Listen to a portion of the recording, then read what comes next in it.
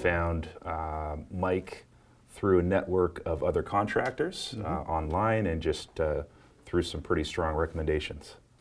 The reason for me looking for a coach was I felt that I was at a certain level of sophistication within the business, and I was looking to take it to the next level. I didn't want to go through sort of the long, drawn-out learning curve or timeline, so I looked to find a coach and found Mike to help us accelerate through that.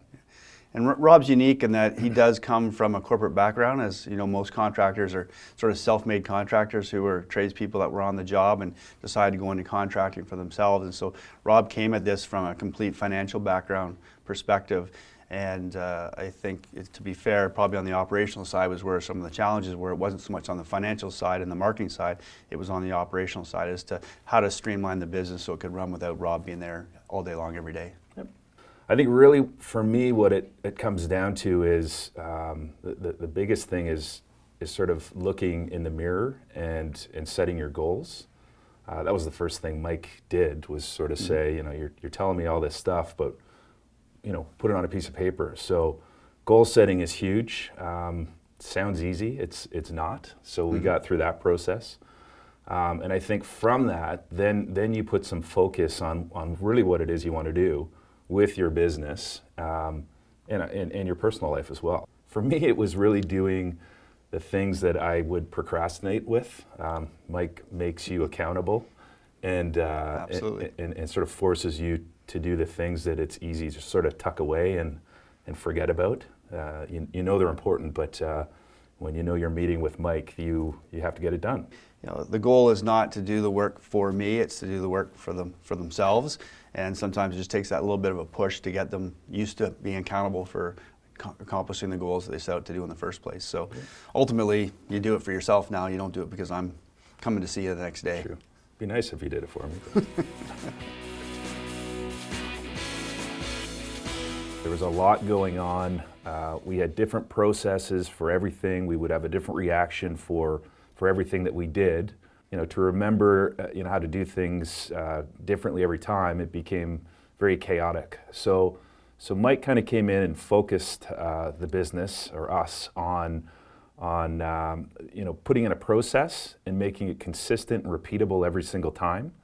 And really what that did was, through the process of doing that, it allowed us to communicate that message to our clients, and it's really helped us overcome that problem.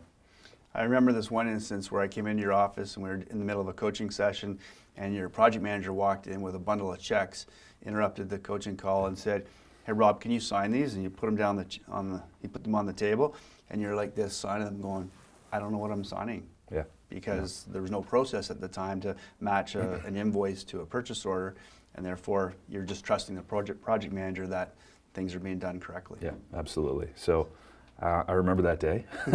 Not a good feeling at all. Big checks being cut, and it's without a process. You're just keeping your fingers crossed, and that's not the way that I wanted to run the business. Really, I look back on it, and any success I've had has been with a really good coach. So when you're kind of out there floating on your own, and as a business owner, making good things happen, as something as simple as booking weekly and monthly meetings, that's in your schedule. You lock it in, you set aside the time, and you have some homework to do. So when Mike's there, it's done, it's ready, and it's well thought through, and then we can bounce ideas off one another and make sure it's staying on task. What is your sports background? You mentioned high-level sports. I played football. Got a scholarship to Indiana University, so went down to the States, played in the NCAA. At the same time, Very I was nice, playing hockey. Yeah. Thank you. Guess that's what this is all about. A few years ago. It's not quite what it was, but I think I try to translate that sporting experience into business. So it was simple for me to kind of say, well, what's at the top of that? That's the coach, and it helps really guide the players, and that's kind of how I view it. Mike's been a huge help for that. Yeah, but ultimately, you still have to do the work. You still have to be willing to learn. You still have to be willing to put in the time and the effort in order to get the results. But just like going to the gym, if you go to the gym, you're going to get better. Yeah, 100%.